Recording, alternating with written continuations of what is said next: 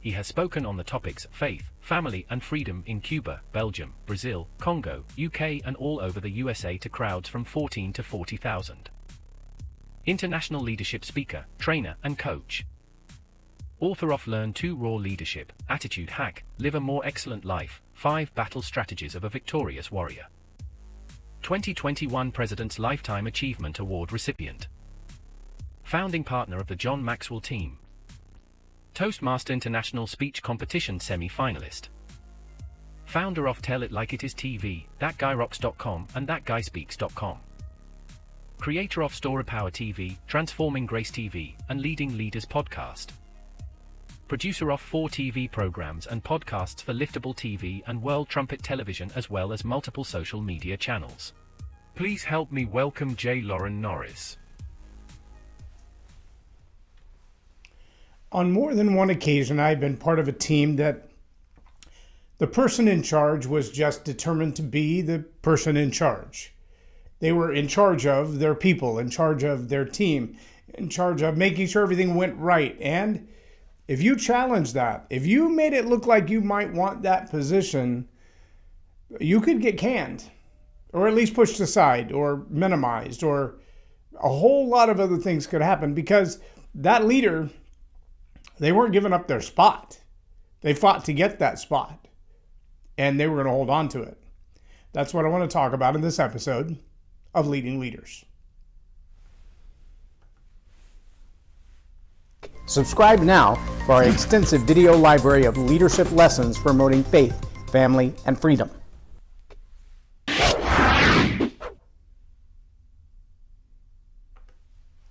I'm J. Loren Norris with Leading Leaders Podcast. And I could have just as easily labeled this episode, Things I Learned About Leadership from Watching Tough as Nails. Because that's one of the shows my wife likes to watch. And we watched a couple of episodes yesterday, and some of those episodes are fascinating when they pick their crew boss or their pit boss for the day for whatever the exercise is. And it's amazing to me when you see someone who's picked because in their mind they have all the skill sets necessary to master this particular job or set of tasks.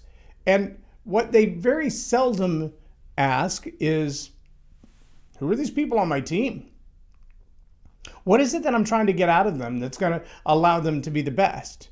And so often the assignments, especially really early on in, say, a season, when a team has just started working together and nobody really knows what anybody's strengths or passions or weaknesses are, that's when you see all the people who are alphas rise up and go, but I need to be in charge because.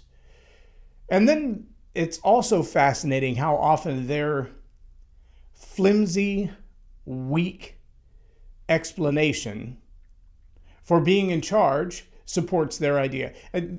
I was a crew supervisor on XYZ job. I'm a superintendent of this, that, and the other. Well, the task today is welding. What do you know about welding? Well, I don't know how to weld. Okay. Do you have any engineering background? Well, no. I'm a superintendent. That means I'm great at being in charge of being in charge. Great, but you don't understand the tasks necessary to complete the job. That's fascinating that you would want to be the one to be in charge. And it really is fascinating when you watch throughout the course of your life how many times you've had someone who was appointed or anointed in charge of you who had no idea what your job was. In my world, I've been in sales, I've been in marketing, I've been in publishing, I've worked for television broadcast companies and major printing publishing companies. My dad had a printing company when I was 14 years old. So I've kind of seen all of that world in a lot of different lights from a lot of different angles. I've been treated as, quote unquote, the boss's son or the owner's son, treated with the kid gloves to kind of get away with, cutting corners, slacking, not really doing a great job. And yet everybody still treated me with respect as if I was some kind of somebody important. My dad didn't. He still threw me out to stomp unshredded paper and leave me in the box truck for days. So I'm kidding. But the idea that because you have the right relationship, you have the right position of rank, that's a bad idea. The idea that because you've been in the industry for a long time, not necessarily good at what you do, but that can also be a bad idea. I sat with a company just yesterday and spoke to some of their leadership team about doing some leadership training the way that I do it through Story Power. And one of the things that I pointed out, very common in almost every company, is that sometimes you promote someone because they're great at the job that they do, but that doesn't necessarily mean they have the people skills or the skill set to lead people. They can do their job really, really well. That doesn't make them a leader. A great salesperson isn't always a good sales manager. A great technician isn't always a great team lead. A great CPA, a great accountant, isn't always the best business leader, because there are different skill sets for those tasks that you have to master. Sometimes the best welder in the world is the one who has a little bit of ADD, and when they focus on what they're doing, you cannot distract them, and they have the cleanest bead lines, and they have the cleanest connections, and everything is squared up, and everything is solid, and they don't miss a beat because their focus is so intense on what they're doing. They don't allow themselves to get distracted by everything else going on. Well, that's awesome. They're going to be great welders. That doesn't necessarily mean they're going to be great leaders of welding teams. Now, on the contrary to that, we have many, many leaders who they have the personality style. They have the outgoing, gregarious leader's exterior. And yet when it comes to leading people, they find themselves a little bit taken aback by the necessity to love on people. I mean, they get along great with people as long as those people are doing exactly what they want. They love to micromanage. They love to be the one that everybody runs to for answers. And that's not a bad thing, except that when they become a little bit codependent on the need for everybody else to need them. When they can't get by a day without having somebody say, I couldn't live without you. I mean, maybe they don't say it exactly like that, but, I'm so glad you're here. Or, man, what would we do if you weren't in charge? Be cautious, though, when sometimes you hear that kind of sentiment and it's sarcasm. What would we do if you weren't in charge would sometimes be a dig at your failed leadership principles rather than your success. Of course, sometimes we find ourselves, we don't really want to promote somebody because when we do, our job is in jeopardy. I mean, the last thing I want to do is train everybody on my team to take my job, because then what am I going to do for a job? It's not just about the codependency of feeling good when everybody else is applauding me for my successes. It's, what if I become redundant? What if I train all these people up and the company doesn't need me anymore? Especially as you get older in life, you've got a couple of seasons under your wings and you've got a couple of degrees under your belt, and all of a sudden this education and this seniority and this experience and this pension fund begin to weigh very heavy on a company.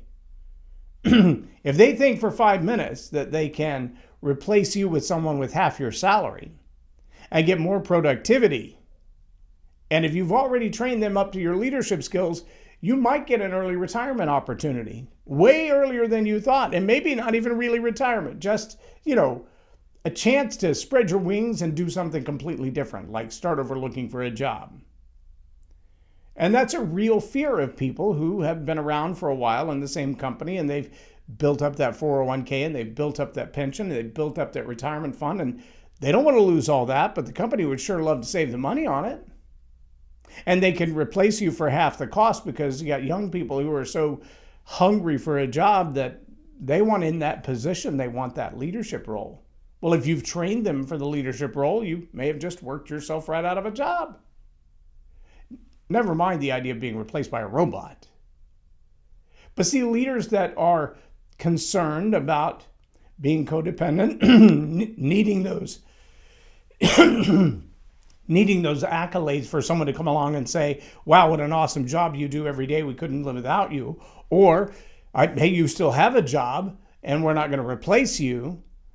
Well, the next fear, and these are the ones I think are the most common, these are the ones I've experienced most often, is that fear that all of a sudden, if I start training up the people on my team to be leaders, to be in leadership roles, they're not going to be producers anymore.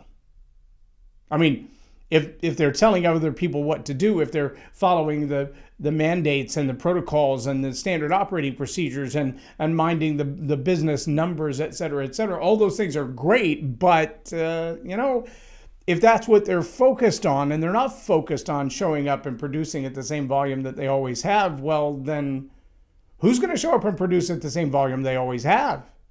Who's going to get the work done that I can't get done without them? Am I going to find myself in that place where my leadership team is increasing in capacity and competence and in volume, and my production team is decreasing? Brandon Dawson says it really well when he says, look, you really need those three primary areas to have a leader, but you don't mimic, model, and multiply until you've mastered what they're doing. So you're not looking to put 15 more people in that leadership capacity if nobody's actually producing. And that's when he nails it down and he said, look, for everybody on your team, they should be responsible for production of about $275,000 a year. And if they're not, you should consider replacing them, or you should consider demanding more of them until they reach that number. But what you don't want to do is add more people to get the work done, because then you simply dilute the amount of productivity per person. Well, if you're in a leadership capacity and production is not necessarily tied to your assets, to your bonuses, to your benefits, to the way you get paid, your incentivizations are not tied to actual numbers, you may very quickly find yourself in a place where you're saying, look, I personally don't produce, but I've got 5 producers on my team. My job is to oversee their production and make sure that they stay on top of their game. Well, that's great.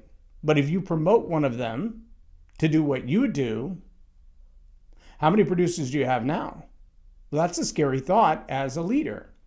Now, let me flip the script on all of that and say, if you have worked yourself into a position of codependency, if you're terrified that your job is on the line because somebody else may step into it, if you're concerned that your productivity numbers are going to go down when you promote someone to leadership or you train them to be a better leader, I think you've already set yourself up for failure.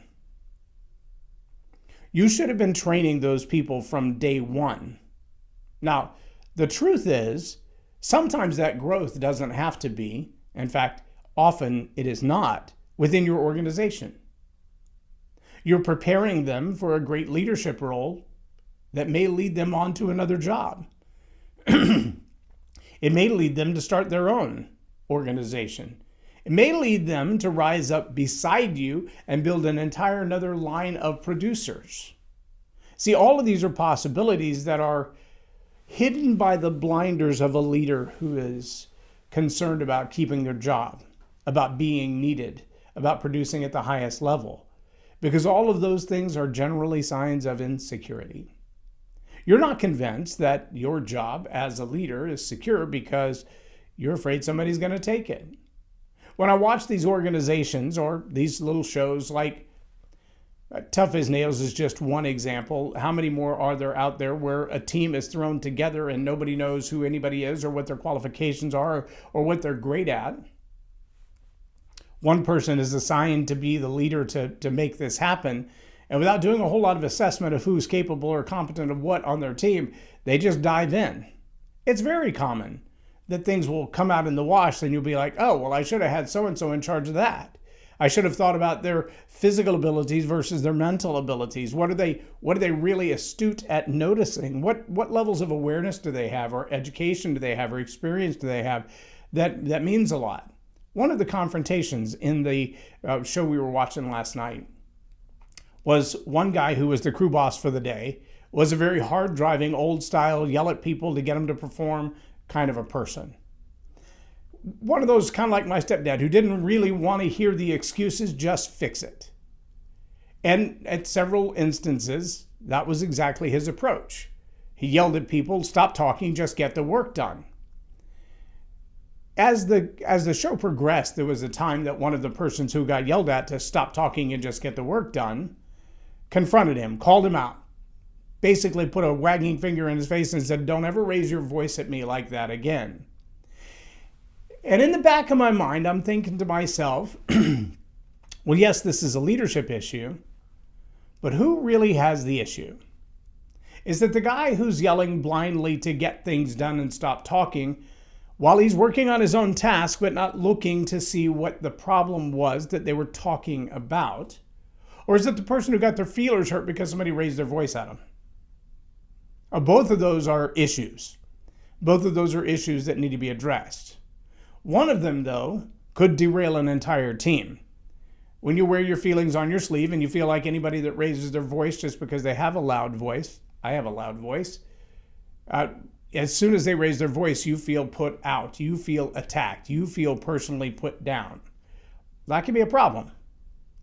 That's a self-esteem issue. That is a insecurity issue. That is a problem with authority issue that really needs to be addressed.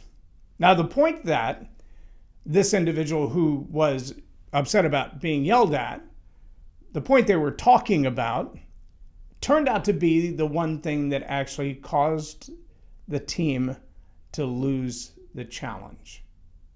The one thing they were concerned about was that the bed wasn't lined up the way that it should be to get all of the floorboards into the trailer in order to put the back gate on. And it turns out at the end, they were using everything from cinder blocks to sledgehammers to try to get this trailer in place. And the fault of the entire thing was that the first piece of floorboard was not lined up properly. That's what they were trying to have a discussion about. And they were, two of them, yelling back and forth at each other to try to get it worked out when the crew boss said, "Stop talking and get the work done." Well, that oblivious leadership position of not paying attention to what's going on around you, not being aware of the problem or its long-term ramifications, that's a bigger problem than the insecurity problem. But I want you to think for a moment in your own organizations, in your own leadership. Which would you spend more time addressing? Would you find yourself having a discussion about the interactions between two people, one raising their voice and the other with their insecurity? If you were outside that team as a leader and thinking, how do I fix this problem and prevent it from the future? Well, I would say the first thing to solve is the unwillingness to be an oversight as a crew boss, to actually not be the person being the micromanager, taking on tasks that you have to do and not being aware of all of these problems. The crew boss should have been the first one that noticed that first floorboard wasn't in the right place, and the second one therefore cannot be in the right place, and the third one absolutely won't be in the right place. And if you continue with this out of alignment problem, the whole thing is going to not come together well. That is a metaphor for so many things. But I have a feeling that many leaders would look at the personality profiles. Why was this individual insecure enough to feel like you shouldn't raise your voice at me? And then to be so adamant as to say, "Don't you ever, how dare you?" See, those are not just accusations, those are defiance. Those are attitudes that say, of all the things that you could do wrong, raising your voice to me is the most important. That's a problem of perception. It's also a problem of wearing your feelings on your sleeves, thinking of yourself significantly more importantly. Now, I don't know where you would put yourself in that scenario. Would you be the one who would say, "Don't talk to me like that," and get your feathers in a ruffle and not be able to surrender to the leader of the team in order to get the job done? Would you in that situation be one to say, "Let me explain to you what the problem is until we actually solve it, or it's going to become a bigger problem later"? Would you be the one to simply say, "Okay, I got yelled at, I'm going to be quiet. In fact, I'm not going to say anything. Even when I realize there's a problem, even when I notice it, the whole team is going to suffer because I'm going to get my revenge by saying nothing even when I know"? Or would you attack the leader and put them in their place to tell them, "How dare you talk to me like that?"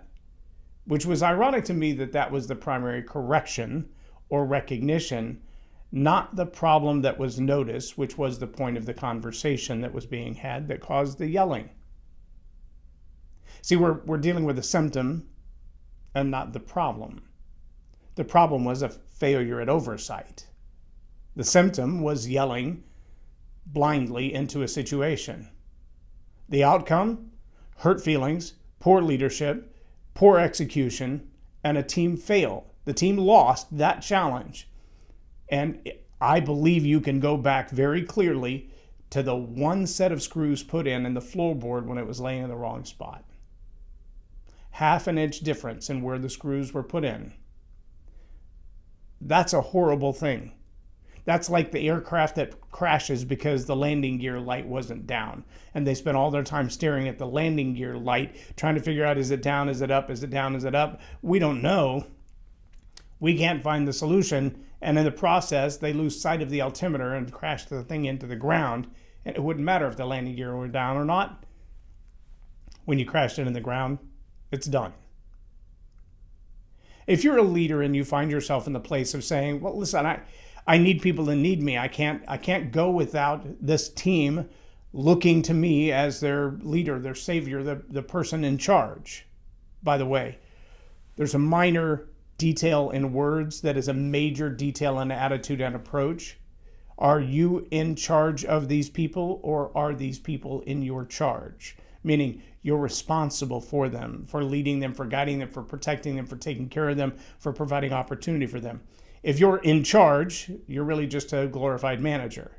If they're in your charge, you hold a whole lot more responsibility, and the power and authority that comes with leadership is much more significant when they are in your charge than when you are in charge. So if your micromanagement, if your need to be needed is buffered by raising up leaders on your team, giving other people a chance to do what they're capable of doing, there's a challenge there, and it's you. If you find yourself in that place where you just can't risk the thought of losing your job, losing your career, because training the next person up means you will, there's a problem, and it's you. And if you found yourself as the leader concerned that by raising other people up to leadership, you will lose productivity, that's a poor planning and strategy problem. You should be multiplying and duplicating rather than simply promoting and losing the team that you have. That's a problem, and the problem is you. If you will address those major problems and begin to correct for them, you will find a whole lot more opportunity to promote within, maybe move them on to something greater, to secure your own future because you've got the number of people who desire to work for you, but they're great enough to be on their own. And at the same time, you will find that your productivity level will continue to go up because everybody that is a high producer will want to be on your team because they know a promotion is coming when they get there. And if you find yourself dealing with those three things and you're not sure how that story started in your head, then let me remind you that the greatest leadership tool in the world is story power. It's the stories that you tell the people that work for you and the story you tell yourself in the mirror every morning before you go to work. If that story is jacked up, so is your leadership. So is your relationship to the people you lead. Don't yell at me usually has little to do with the leader who's leading you and a whole lot to do with what's going on inside your own head, the story that you're telling you. That's what story power is all about. If I can help you in any of those areas, leadership, storytelling, communication skills, I'd be delighted to.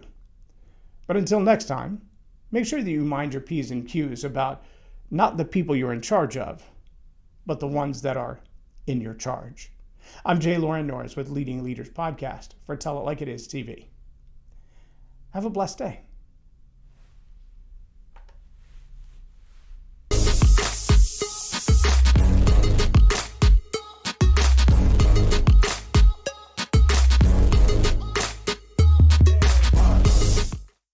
Loren is a master teacher on storytelling, and I learned so much. I'm really going to have to sit down and go back through everything, and I think I might have to have some more coffees with Loren, but it was totally worth my time, and I really highly recommend it if you're looking to grow your ministry, grow your business, grow your career. Loren will serve you well. Thank you.